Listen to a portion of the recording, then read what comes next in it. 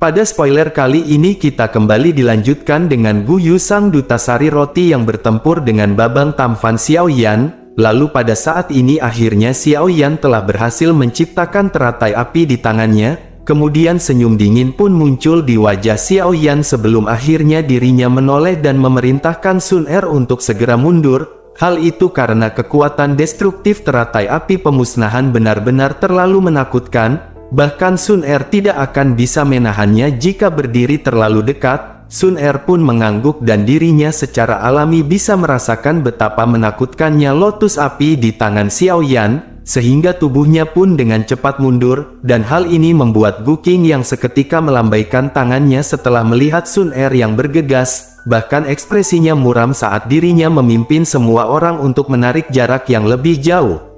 Sementara itu Xiaoyan pun tersenyum dan dirinya segera menjentikkan jarinya, sehingga membuat api teratai pemusnahan di tangannya tiba-tiba mulai berputar lebih cepat, dan sesaat kemudian teratai api berubah menjadi bola cahaya yang melesat dari telapak tangannya. Saat ini api teratai pemusnahan tidak menunjukkan momentum yang terlalu menggetarkan jiwa, akan tetapi di mata seorang ahli sejati teratai api yang indah itu seperti tongkat dewa kematian. Bahkan hal itu mampu menyebabkan seseorang merasakan aura kematian yang sangat kaya. Sementara itu dua kelompok cahaya hijau yang tenang hadir di ujung di dalam mata kerangka tersebut, dan mata kerangka menatap teratai api yang benar-benar merobek ruang dan menuju ke arahnya. Setelah suara serak tua ditransmisikan dari mulut kerangka hitam, sebuah gelombang demi gelombang kabut hitam pekat tiba-tiba mulai meletus, dan teriakan menyedihkan yang tajam segera bergema di langit dan kabut hitam jelas dibentuk oleh kebanyakan tubuh spiritual. Lalu semua jiwa ini mulai menempel pada tubuh kerangka saat mereka muncul, dan cahaya hitam melonjak lalu pelindung tulang dengan kilau hitam akhirnya muncul di sekitar tubuh kerangka tersebut. Setelah pelindung tersebut terbentuk sebuah ledakan pun segera terjadi,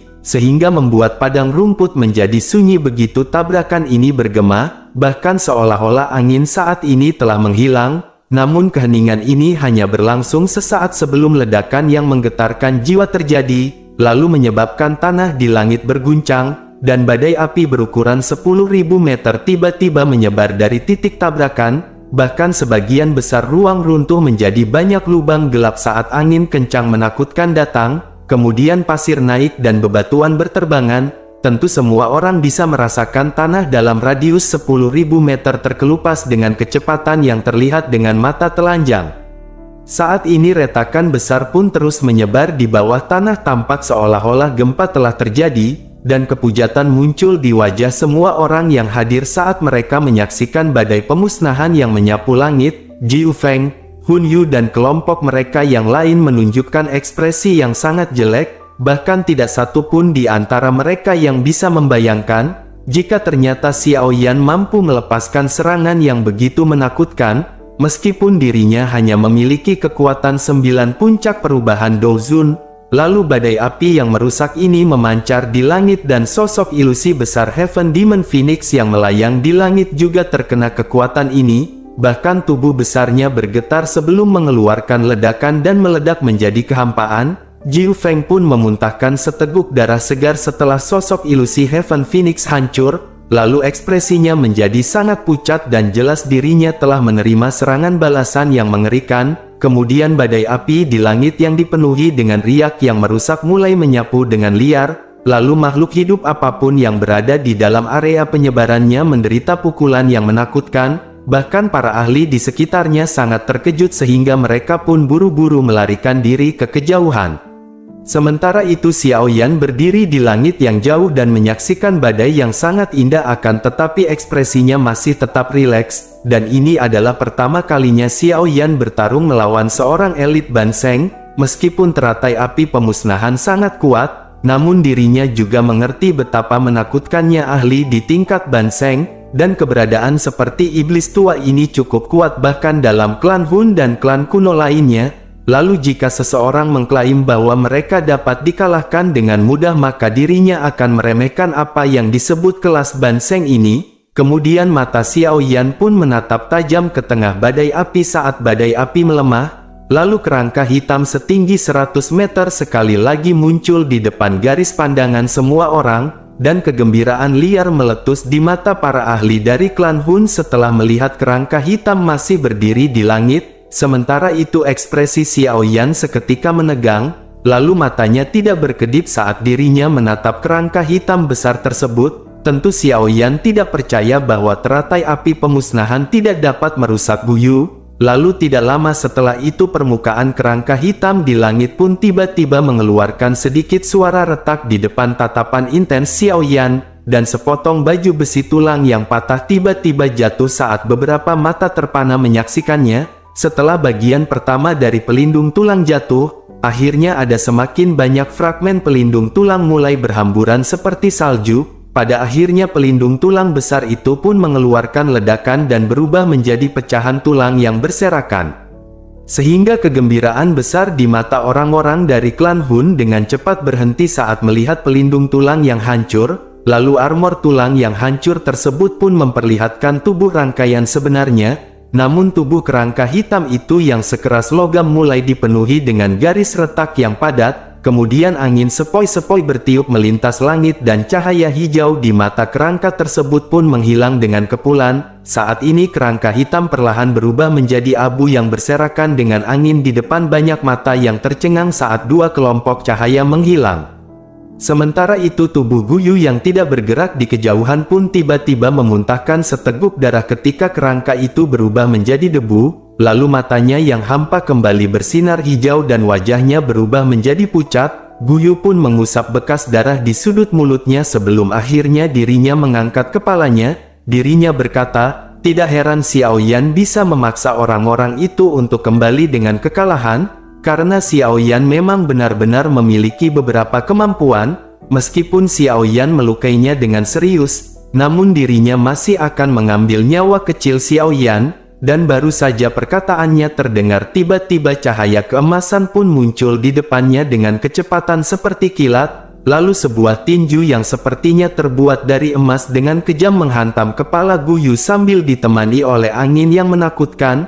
Tentu serangan seperti kilat yang tiba-tiba ini menyebabkan Guyu merasa sedikit linglung, namun untungnya dirinya pun segera pulih, dan dengan paksa menekan luka di dalam tubuhnya saat dirinya dengan cepat mengayunkan tangannya. Setelah itu tangannya pun bertabrakan dengan tinju emas yang sangat besar, lalu keduanya pun bertabrakan dan suara logam yang jernih segera terdengar di langit. Kemudian tubuh emas pun terhuyung mundur lebih dari belasan langkah. Sementara itu Guyu pun terpaksa mundur selangkah, akan tetapi dirinya dengan cepat menstabilkan tubuhnya. Kemudian dirinya segera berteriak Xiao Yan sedikit kurang kuat jika Xiao Yan ingin membunuhnya.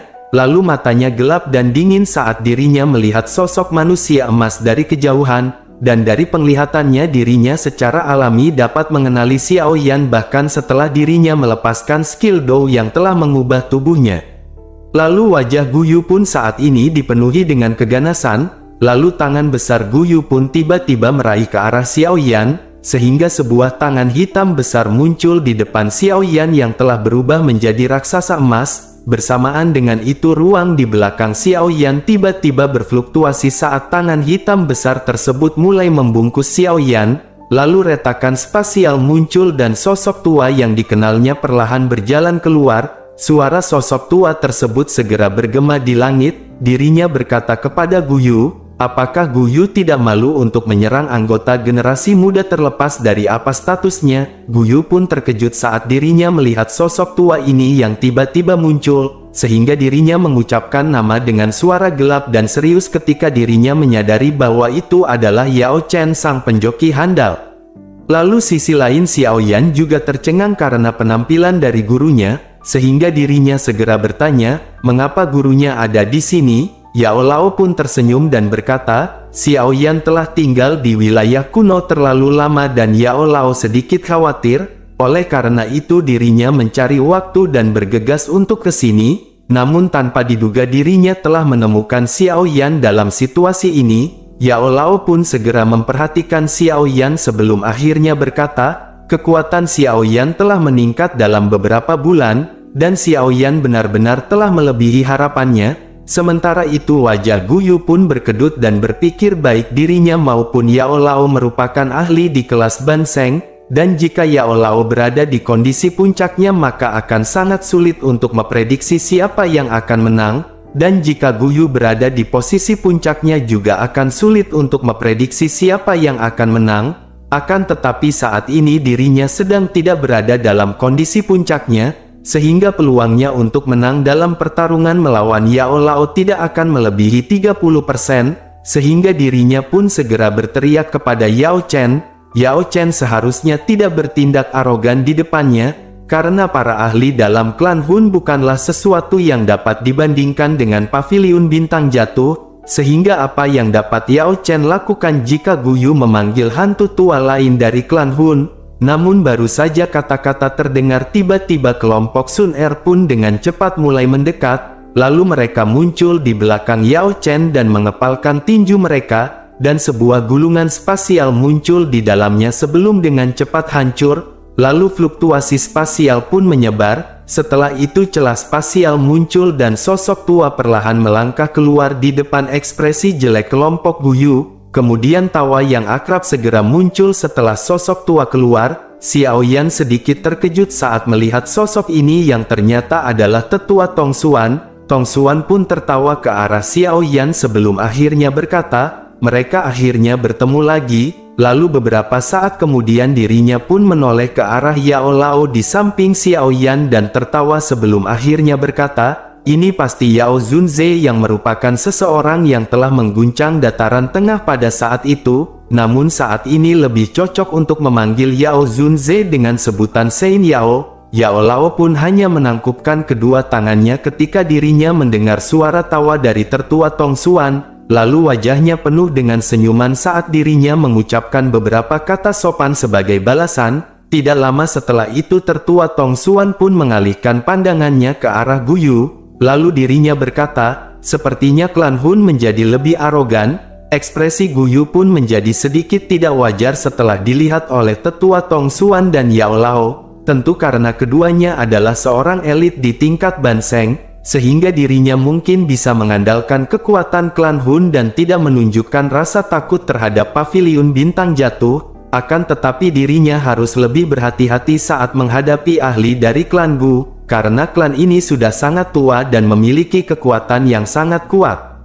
Lalu tidak lama setelah itu Hun Yu dari klan Hun pun terbang ke arah Guyu, lalu ekspresi mereka sedikit jelek saat mereka melihat barisan pihak lain. Kemudian dirinya pun segera bertanya kepada tetua Guyu, apakah mereka perlu memanggil ahli lain dari klan? Mata Guyu pun berbinar sebelum akhirnya dirinya bertanya, apakah Hun Yu pernah melihat jantung bodhisattva? Hun Yu pun terkejut saat dirinya mendengar pertanyaan ini, lalu dirinya pun ragu-ragu sejenak sebelum akhirnya menggelengkan kepalanya dan berkata, dirinya tidak pernah melihatnya. Guyu pun akhirnya mengerutkan keningnya saat mendengar jawaban ini. Setelah itu dirinya dengan lembut menghembuskan nafas dan berkata, jika begitu permasalahannya maka saat ini yang terbaik adalah pergi, karena anggota klan Gu juga ada di sini dan jika mereka memanggil ahli lain, maka mereka juga akan melakukan hal yang sama pada saat itu. Tentu mereka pasti akan mengekspos sebagian dari kekuatan yang ada, oleh karena itu hal ini tidak akan menguntungkan mereka.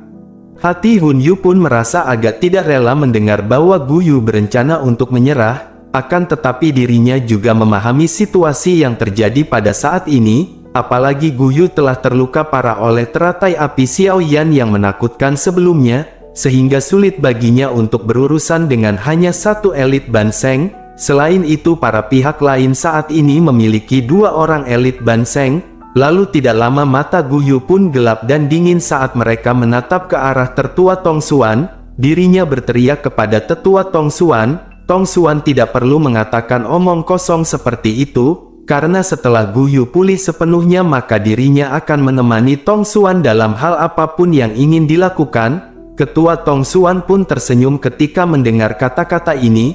Tentu dirinya bisa mendengar maksud Guyu untuk mundur dalam kata-katanya. Jadi dirinya tidak mencoba untuk melakukan hal yang berlebihan. Tidak lama setelah itu Guyu pun menatap tajam ke arah Yao Chen.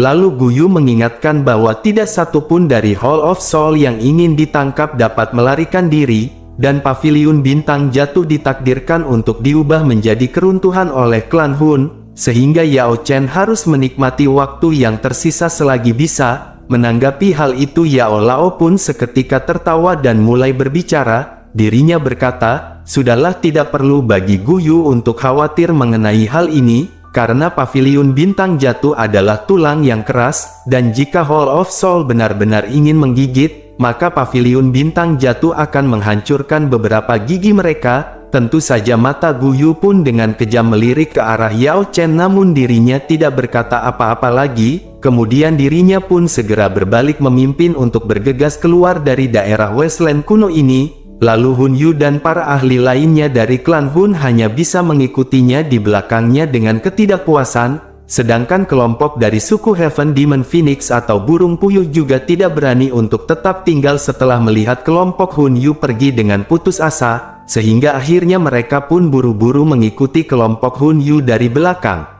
Sementara itu Xiao Yan merasa sedikit menyesal setelah melihat orang-orang itu melarikan diri dalam sekejap mata. Tentu karena Xiao Yan dan mereka tidak menyebabkan Hall of Soul menderita kerugian selain melukai Guyu secara serius. Yao Lao pun tertawa dan berkata, "Xiao Yan sudah cukup luar biasa untuk melukai seorang elit di tingkat Ban Seng, dan tidak ada yang bisa mereka lakukan jika mereka ingin pergi. Apalagi klan Hun juga terlalu kuat, dan jika mereka terlibat dalam pertempuran habis-habisan, maka mereka akan menjadi orang-orang yang akhirnya menderita." Kemudian ketua Tong Xuan di sampingnya tertawa dan berkata, "Apa yang dikatakan oleh saudara Yao Chen memang benar, karena klan Hun misterius dan tidak terduga sehingga sangat sulit untuk berurusan dengan mereka, dan jika mampu menakut-nakutin mereka maka bukanlah akhir yang buruk." Tertua Tong Xuan pun melirik semua orang dan mulai menyuarakan pikirannya. Dirinya pun segera berkata, "Karena permasalahan pohon kuno Bodhisattva telah berakhir,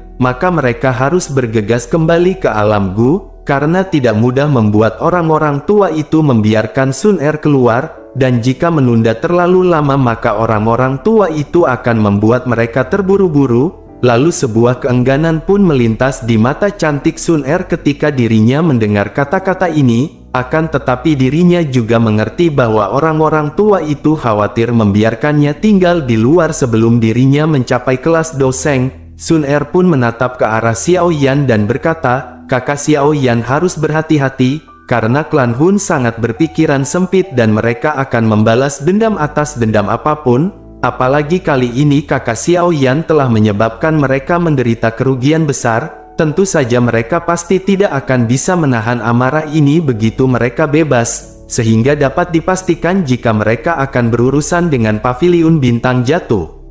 Lalu Xiao Yan pun sedikit mengangguk setelah mendengar perkataan Sun Er. Tentu Xiao Yan juga mengerti bahwa ada kesenjangan besar dalam kekuatan antara faksi super seperti klan Hun dengan paviliun bintang jatuh. Xiao Yan pun bergumam di dalam hatinya, sepertinya dirinya harus segera melakukan pertapaan dan memurnikan jantung Bodhisattva lalu maju ke kelas Ban Seng begitu dirinya kembali. Karena jika tidak maka paviliun bintang jatuh akan berada dalam bahaya saat klan Hun menyerang.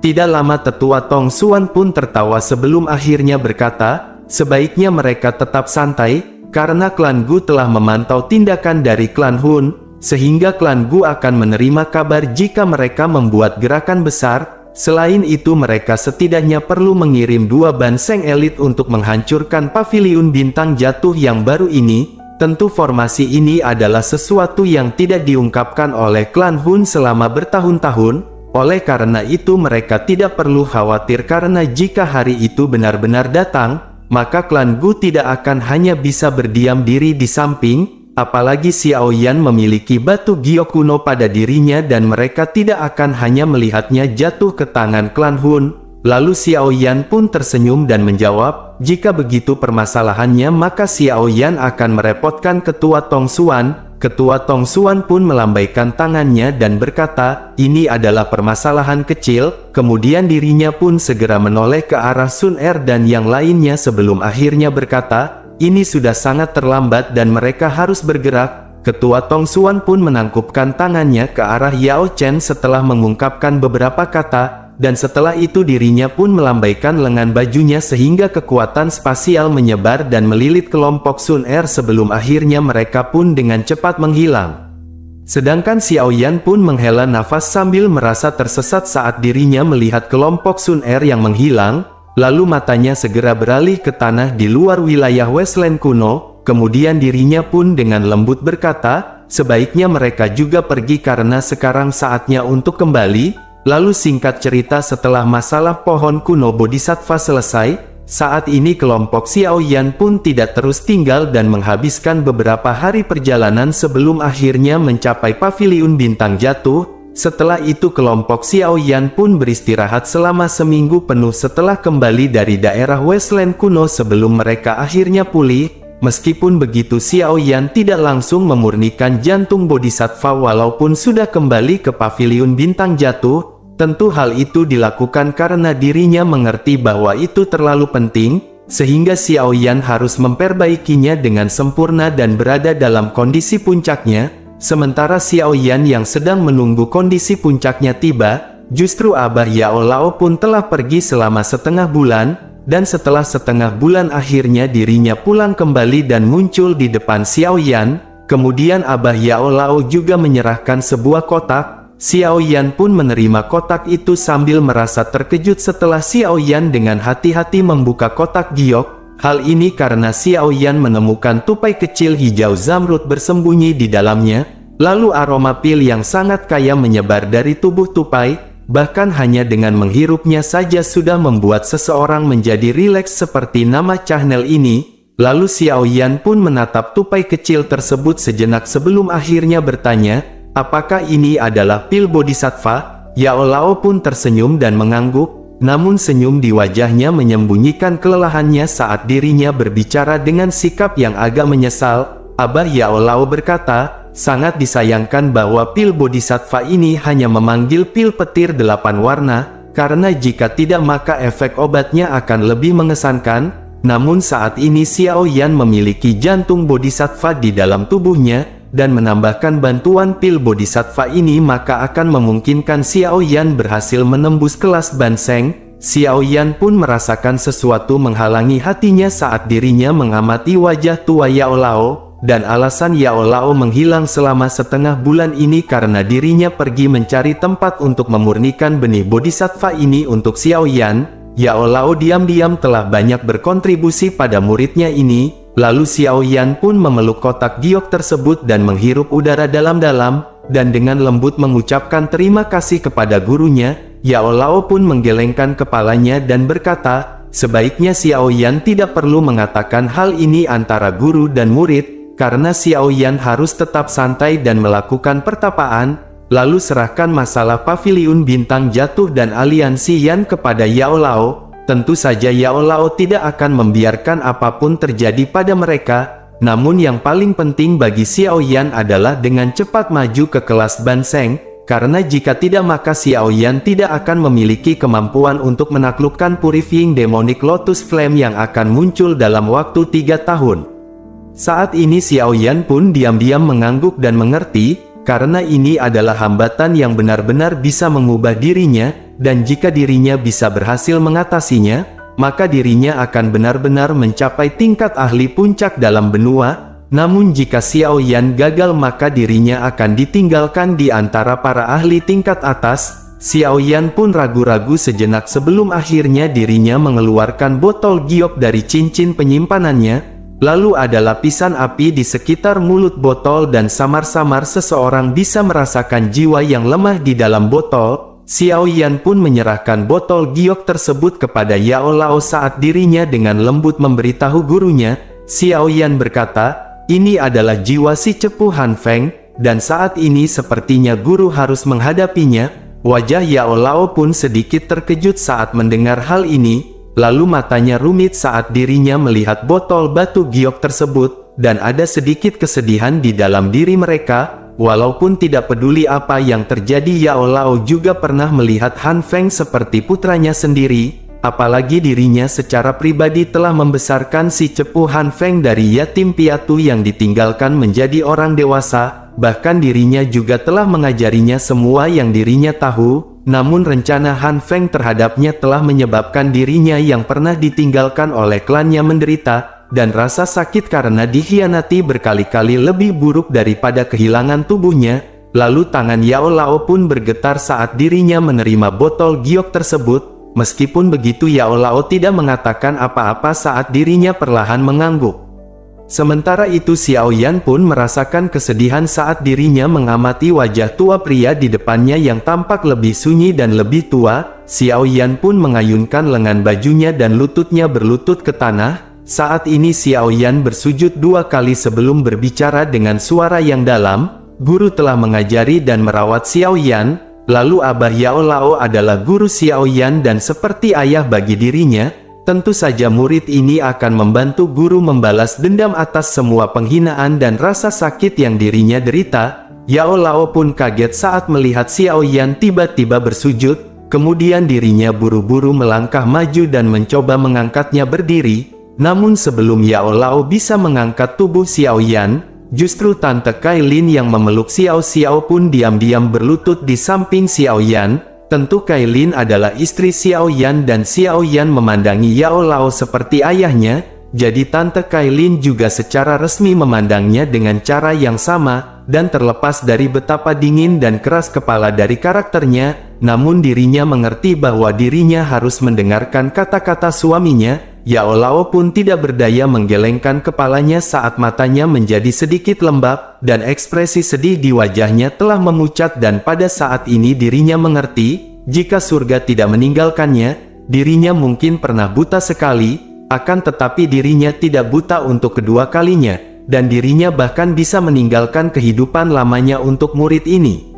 Sementara itu Xiao Xiao si putri Xiao Yan pun melebarkan matanya yang seperti permata hitam dan menatap ke arah Yao Lao, lalu suaranya yang renyah menyebabkan senyum muncul di wajah semua orang yang hadir ketika dirinya berkata, "Halo guru besar." Wajah Yao Lao pun tanpa sadar dipenuhi dengan kegembiraan saat dirinya mendengar kata-katanya, lalu dirinya pun buru-buru mengangkat Xiao Xiao ke pelukannya dari pelukan Kailin, lalu dirinya pun segera berkata, "Xiao Xiao adalah anak yang baik." Setelah itu Yao Lao pun menatap ke arah Xiao Yan dan Kailin, kemudian dirinya pun tertawa sebelum akhirnya memerintahkan keduanya untuk bangun. Xiao Yan pun tersenyum setelah mendengar kata-kata ini, lalu Xiao Yan pun berdiri sebelum akhirnya membantu Kailin untuk bangkit sambil memegang kotak batu giok di tangannya. Xiao Yan pun menoleh untuk melihat sebuah ruangan batu besar yang tersembunyi di dalam gunung. Xiao Yan berkata, waktunya sudah tiba dan Xiao Yan harus masuk, dan tidak ada yang tahu berapa lama Xiao Yan akan berada di pelatihan ini, akan tetapi Xiao Yan berpikir sepertinya itu cukup lama, sehingga mereka semua harus mendengarkan instruksi guru selama periode waktu ini.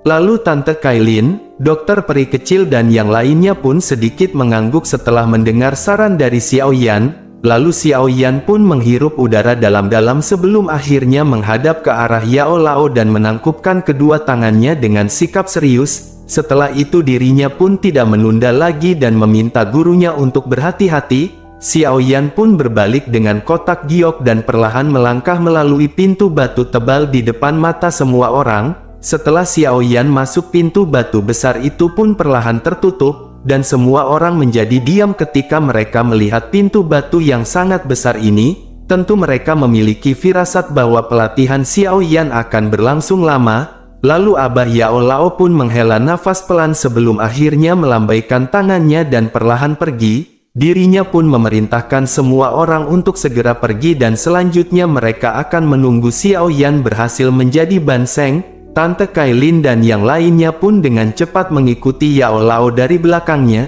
dan hal yang mereka tidak ketahui adalah bahwa pelatihan Xiao Yan ini berlangsung selama 2 tahun.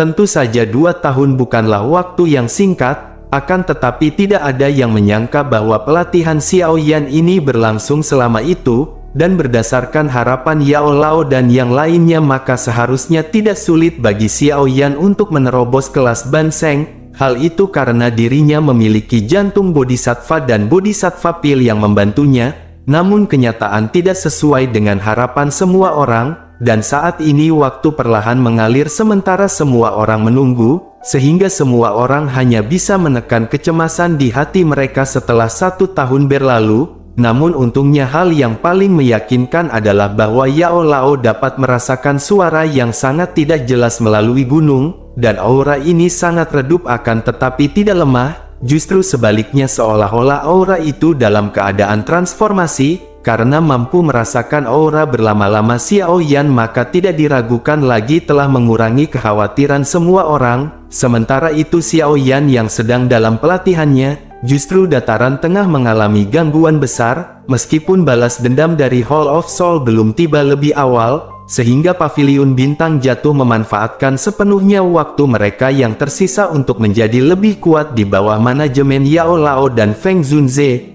Lalu banyak ahli telah bergabung setelah mendengar nama mereka, terutama setelah berita menyebar dari Paviliun Bintang Jatuh bahwa Yao Lao dapat memurnikan pil bodhisattva, sehingga beberapa ahli dari puncak elit Douzun yang biasanya tidak menonjolkan diri tidak dapat menahan godaan mereka karena mereka diam-diam menjadi tetua tamu Paviliun Bintang Jatuh. Namun tentu saja secara alami tidak mungkin untuk memberikan benih bodhisattva kepada tetua tamu ini, oleh karena itu para ketua tamu pun memikirkan cara untuk berkontribusi pada Paviliun Bintang Jatuh sehingga akan tiba saatnya bagi mereka dipercaya oleh Yao Lao. Di hadapan pengaruh positif ini kekuatan Paviliun Bintang Jatuh maka tidak diragukan lagi melonjak, bahkan Paviliun Bintang Jatuh telah menjadi eksistensi yang kuat di dataran tengah dan tidak kalah dengan faksi lama seperti Sekte Langit yang mendalam. Namun ketika kekuatan dan reputasi Paviliun Bintang Jatuh tumbuh, justru Sekte Langit yang mendalam yang telah membentuk dendam dengan Xiao Yan dan Paviliun Bintang Jatuh, justru mereka tidak dapat lagi tinggal diam. Bahkan bentrokan di antara mereka pun terjadi dengan intens, dan kedua belah pihak telah mengalami kemenangan dan kekalahan masing-masing setelah perjuangan untuk jangka waktu tertentu, dan di tengah kebuntuan ini Sekte Langit yang mendalam pun telah mengumumkan, jika mereka akan membentuk aliansi dengan Lembah Sungai Es, Paviliun Petir Angin dan beberapa sekte terkenal lainnya di dataran tengah. Tentu mereka pun secara terbuka menghubungkan bahwa aliansi tersebut akan diberi nama Aliansi Sungai yang Mendalam, dan aliansi ini tidak diragukan lagi memungkinkan kekuatan Sekte Langit yang Mendalam melonjak, dan pertemuan para ahli dari berbagai pihak ini telah membuat Paviliun Bintang Jatuh lengah, akan tetapi Yao Lao pada akhirnya tidak panik,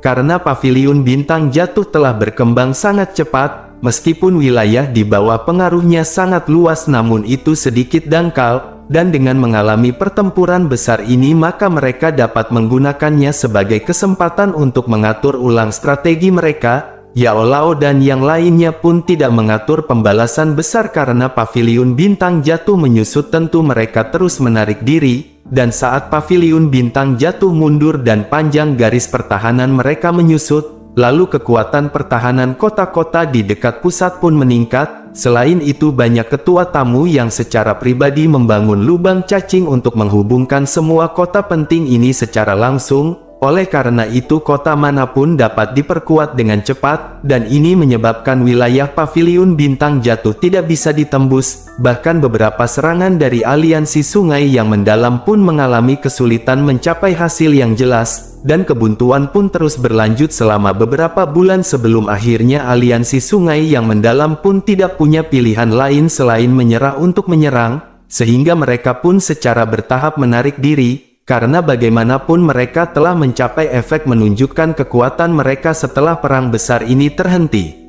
Sementara itu reputasi Paviliun Bintang Jatuh pun sekali lagi meledak, karena Paviliun Bintang Jatuh bisa mengandalkan kekuatannya sendiri untuk melawan aliansi yang terdiri dari Sekte Langit yang Mendalam, Lembah Sungai Es dan beberapa faksi lainnya, dan ini sangat jarang terjadi di dataran tengah karena aliansi sungai yang mendalam cukup tertekan oleh hal ini. Meskipun mereka telah berhasil merebut beberapa wilayah, namun tampaknya mereka akhirnya malah mempromosikan Paviliun Bintang Jatuh, dan setelah perdamaian sementara terbentuk, saat ini dataran tengah menjadi tenang untuk jangka waktu tertentu.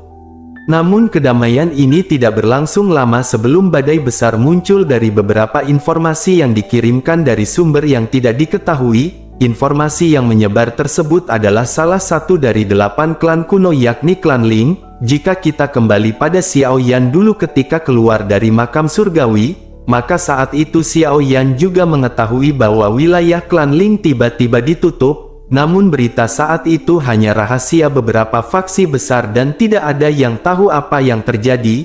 Namun belum lama ini beberapa ahli menemukan bahwa ranah klan Ling telah dibuka sekali lagi, dan ketika para ahli ini memasukinya untuk menyelidikinya, justru mereka menemukan bahwa alam Ling benar-benar kosong, bahkan tidak ada satu orang pun di dalamnya, dan warga keturunan klan Ling telah benar-benar menghilang, sehingga membuat para ahli pun ramai-ramai membicarakan tentang apa yang telah terjadi. Terlepas dari apa yang terjadi, maka masalah hilangnya klan Ling tidak diragukan lagi telah menimbulkan badai besar di seluruh dataran tengah. Sementara itu dunia luar secara acak menebak apa yang terjadi. Justru ada perselisihan besar juga terjadi di dalam klan kuno mengenai permasalahan ini, dan klan kuno ini saling memahami dengan sangat baik, akan tetapi mereka bukan sekutu, karena mau bagaimanapun juga klan kuno ini pernah menyerang satu sama lain ketika mereka kuat. Oleh karena itu mereka pun tidak dapat dianggap bersatu. Terlebih lagi dahulu kala perang besar pernah meletus antara 8 klan kuno, dan alasan perang itu adalah Gyoku no Toshi. Namun seiring berjalannya waktu setelah perang besar tersebut, masing-masing dari tiap klan pun mengalami penurunan. Namun meskipun begitu masih ada 2 klan kuno yang tersisa yang sanggup bertarung untuk memperebutkan Gyoku no Toshi, dan kedua klan kuno tersebut secara alami adalah klan Gu dan klan Hun. Selain itu kedua klan ini juga menjadi kandidat kuat yang menyebabkan klan Ling menghilang, lalu mengikuti berbagai insiden menarik yang terjadi di dataran tengah. Satu musim pun telah berganti ke musim lainnya, dan sudah hampir 2 tahun sejak Xiao Yan melakukan pelatihannya. Justru selama 2 tahun ini masih belum ada tanda-tanda aktivitas dari gunung yang dalam tempat Xiao Yan berlatih. Tentu semuanya pun berpikiran, apakah Xiao Yan telah tertangkap Bude Yanti dan dihukum harus mencuci piring selama 5 tahun, atau justru Xiao Yan ketiduran di rumah janda pirang tato naga Bonar Kayang.